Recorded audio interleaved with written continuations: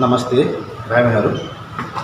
म आज नेपाली विषयको कक्षा 6 अन्तर्गत पर्ने पाठ 1 सुन्दर गीत गाउँ भन्ने कविताको अभ्यास लिएर आएको छु। योभन्दा अघिल्लो कक्षामा पाठलाई पढाए र आज त्यही पाठको अभ्यास गर्दैछु। भाइ बहिनीहरूले अघिल्लो कक्षामा दिएको गृह कार्य आज त पुरा गरेर पक्कै आएका छौँ होला। ल म आज अघिल्लो कक्षाको गृह कार्य कुनै भाइ बहिनीहरूलाई सोध्दैछु। ल भाइ के भन त, भन्जाङको अर्थ के हुन्छ? ए राम्रो। ल बहिनी ती भन त, फाँटको अर्थ के हुन्छ? ल कति राम्रो। यसरी नै सबै भाइ बहिनीहरू कक्षामा पढाइ भएका कुराहरू क्रमशः याद गर्ने, सिक्ने र नबुझेको कुरा फेरि सोध्ने। ल म आज अभ्यासतिर जाँदैछु। शब्द भण्डारको नम्बर 1 मा दिएको छ, तलका शब्द उच्चारण गर र काव्यमा सार भनेको छ। ल सबै भाइ बहिनीहरू म सँगसँगै उच्चारण गरौँ त।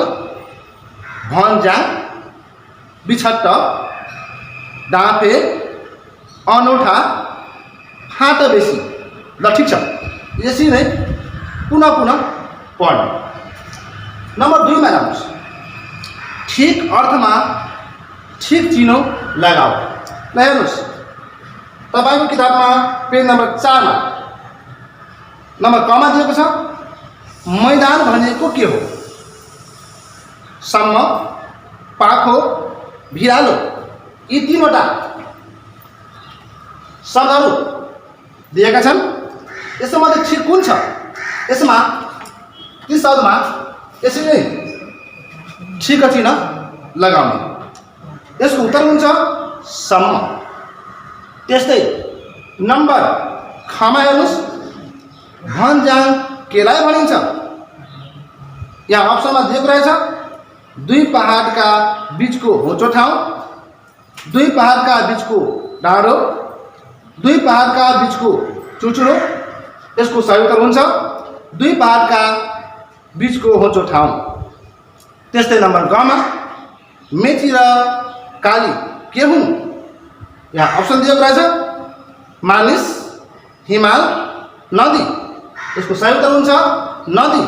यसरी नै तपाईँ सबैजना क्रमशः ठिक उत्तरमा, ठिक शब्दमा अगाडि, शब्दको अगाडितिर यस्तो रेखा चिन्ह लगाउने। बाँकी घ नम्बर, ङ नम्बर र च नम्बर बनाउँदै गर्नु। ल म अब जाँदैछु प्रश्न नम्बर 3 मा। प्रश्न नम्बर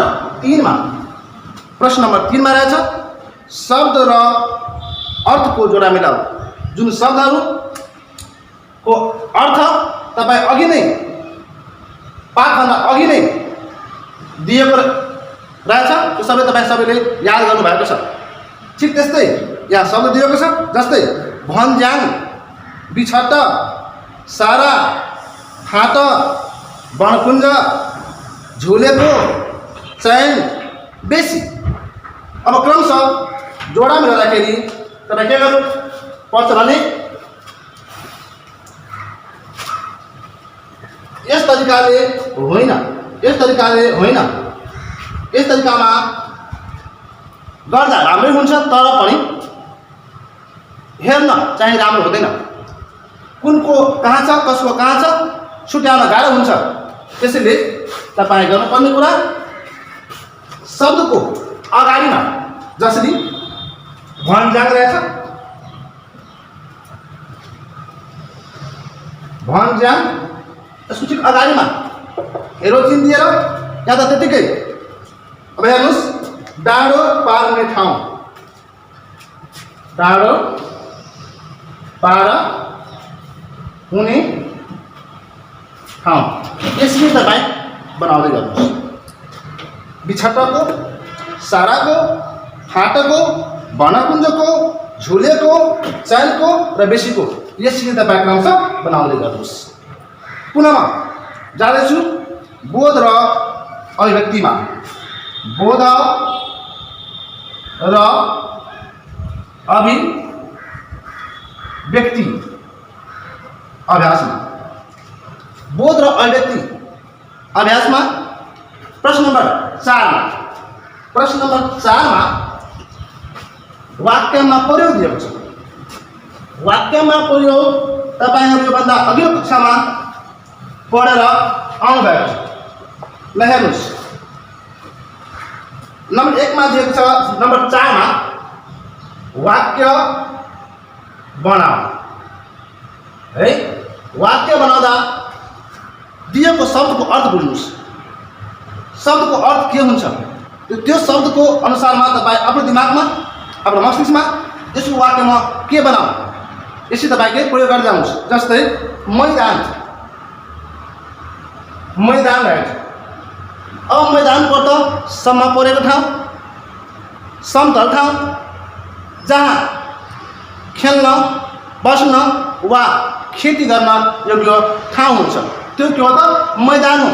जस्तै खेती गर्न, म एउटा वाक्य गर्दैछु, खेती गर्न योग्य ठाउँ मैदान हो। यहाँ अन्तमा पूर्णविराम दिनुहोस् र जुन शब्द वाक्यमा प्रयोग गर्नुभएको छ त्यसलाई यसरी तलतिर धर्को गर्दा उत्तम हुन्छ, राम्रो मानिन्छ। नगर्दा पनि ठिक, गर्दा राम्रो मानिन्छ।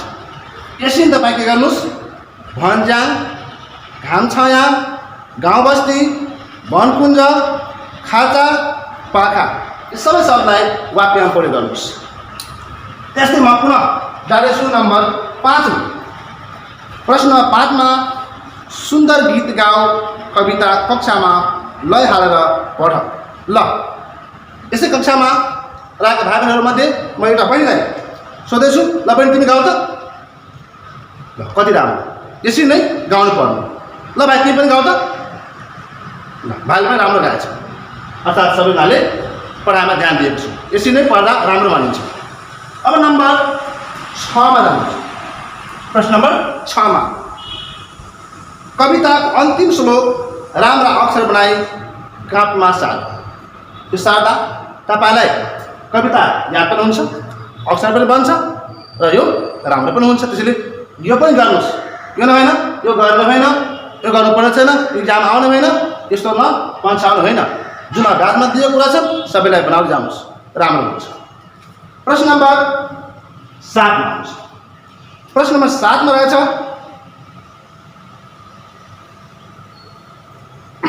प्रश्न नम्बर 7 मा उत्तर लेख। अब हेर, उत्तर लेख भन्दाखेरि सानो ठुलो संक्षिप्त खालका उत्तरहरू गर्न सक्नुहुन्छ। तपाईँ कसरी यसलाई बुझ्न सक्नुहुन्छ, ध्यान दिनुहोस्। कविलाई कुन कुन ठाउँ गएर गीत गाउन मन लाग्छ? कविताको धारमा कविलाई पहाड, भन्ज्याङ, हिमालमा गएर गीत गाउन मन लाग्छ। यसरी तपाईँ लेख्नुहोस्। गाउँ बस्ती कसरी हाँसिला छन्, यहाँका रमाइलो रसिलो वातावरणले गर्दा गाउँ बस्ती हाँसिला छन्। यसरी उत्तर लेख्नुहोस्।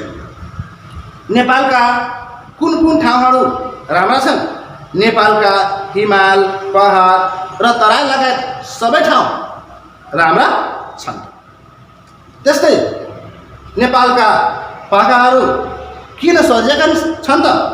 नेपालका पाखाहरू रुख बिरुवा, फुल इत्यादि रुखहरूले सजिएका छन्। त्यस्तै बस्तीमा के ल्याएर हँसाउन सकिन्छ? बस्तीमा चैन, सुख, शान्ति ल्याएर हँसाउन सकिन्छ। त्यस्तै प्रश्न नम्बर 6 मा रहेको छ कविलाई के फाल्ने चिन्ता छ? तपाईहरु हेर्नु भएको छ कविताको अन्तिम श्लोकमा स्वयं कविले म पात्र रूपमा आएर भन्नुभएको छ हैन? र भन्दा कवितामा दिएको कुरा कविलाई के फाल्ने चिन्ता छ त समाजमा रहेका खराब कुरालाई, समान देखेका विकृत कुरालाई होइन वा चाहिँ समान देखेका खाँचा कुरालाई कविले यसलाई फाल्ने चिन्ता छ भन्ने कुरा रहेको छ। यसै तपाईँ सबैजनाले क्रमशः बनाउँदै गर्नु र याद गर्नु। भोलिका दिनमा हाम्रो इक्जाममा यस्तै प्रश्नहरू आउन सक्नेछन्, त्यसैले तपाईँहरू ध्यान दिएर पढ्नुहोस्। त्यस्तै अब आएको छ व्याख्या गर। ल भाइहरू ध्यान दिनुहोस्, व्याख्या गरेर हामीले कसरी गर्ने हो। प्रश्न नम्बर 9 मा रहेछ व्याख्या। व्याख्या गर। यो पनि हाम्रो इक्जाममा आउने हो, कहिले 4 मार्क कहिले 5 मार्कमा आउने गरेको छ। अब व्याख्या गरेर यहाँ दिएछ एउटा श्लोक जुन तपाईको कविताबाट रहेको छ। पाखा सजाऊ कि गुराँस फुल्दै, बस्ती सजाऊ कि त चैन डुल्दै, खाँचा उखेरी कसरी म फालु, यो देश मेरो कसरी सिँगारु।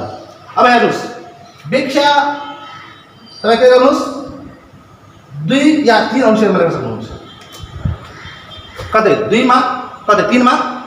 व्याख्यामा खास गरेर पङ्क्तिमा श्लोकमा के कुरा भनेको छ त्यसलाई वर्णन गर्नुहोस् र पहिलो अनुच्छेदमा पहिलो विषयमा तपाईँ के गर्नुहोस्, परिचय लेख्नुहोस्। परिचय लेख्नुहोस्। परिचय के को, कवितामा रहेको श्लोक, कविता कसले लेख्नु भएको छ, कहाँबाट दिएको छ, कहाँबाट सिकेको छ, कुन कविताबाट सिकेको छ, त्यो कुरा लेख्नुहोस्। जस्तै मान्नुहोस् अब तपाईँ यसमा दिएर रहेछ पाखा सजाऊ कि गुराँस फुल्दै। अब तपाईँ उत्तरको रूपमा पाखा सजाऊ गरेर 4वटा हाम्रो पङ्क्ति छ एउटा श्लोकमा, अनि अन्तिमको लाइन कसरी सिँगारु, कसरी सिँगारु।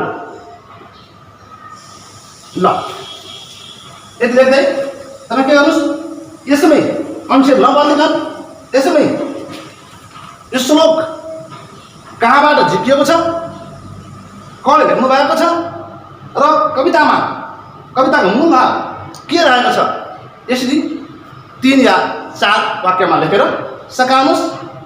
त्यसपछि अर्को अनुच्छेदमा तपाईँ के गर्नुहोस्, दोस्रो अनुच्छेदमा तपाईँ के गर्नुहोस्, श्लोकमा के गरिरहेको छ यो श्लोकको कुरालाई वर्णन गरिदिनुहोस्। तपाईँको व्याख्या सकिन्छ। यसरी तपाईँ लेख्न जमर्को गर्नुहोस्, आफसाफ लेखिन्छ। अब तपाईँ लाग्छ कसरी लेखौँ, कसरी बनाउला भन्ने डरायो भन्ने हुँदैन। यसरी लेख्नुहोस्। बाँकी कुरा हामीले अघिल्लो कक्षामा गर्नेछौँ। आजको लागि धन्यवाद।